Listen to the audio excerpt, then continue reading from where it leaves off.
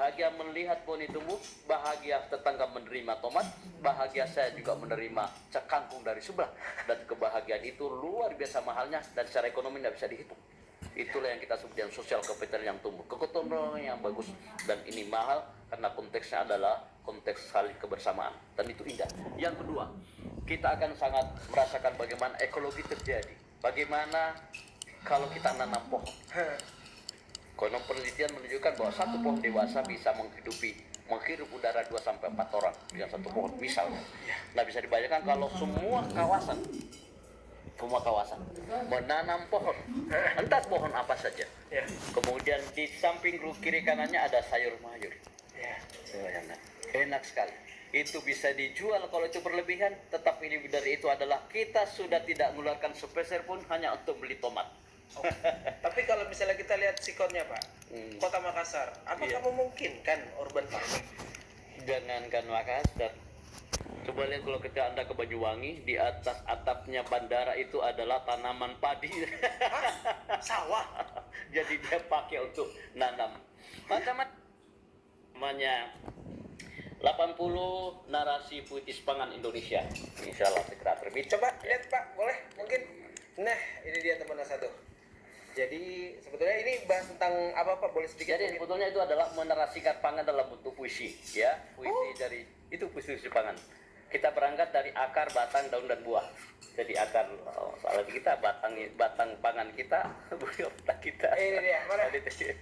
Ya itu buku ketiga yang insya Allah. Oh ini kan buku ketiga. Ya, buku ketiga. Ya buku pertama. Nah.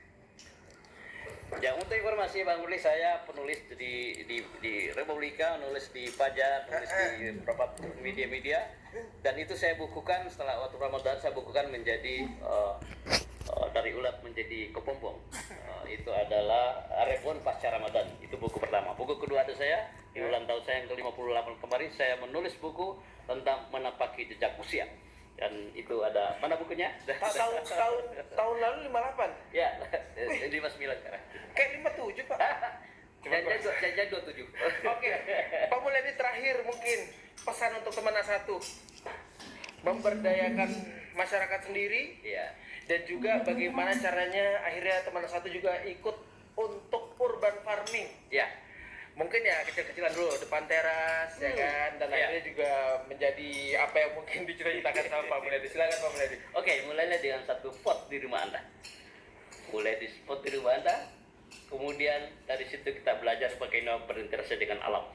Kita merasakan bagaimana satu biji tumbuh dan menghasilkan tanpa kita tahu bagaimana bentuknya, tetapi kemudian kita melihat bagaimana indahnya Tuhan mengirimkan buah itu ke kita dan kita melihatnya. Tapi jangan cukup di Anda sendiri, karena Anda akan ajak tetangga Anda bahwa mereka juga bisa menanam cabai, dan kemudian cabai yang ditanam di belakang Anda, dan ada interaksi yang luar biasa, dan itu sangat indah, mahal harganya. Kemudian dari sebelah ke tetangga yang lainnya, kemudian berkembang menjadi satu kawasan.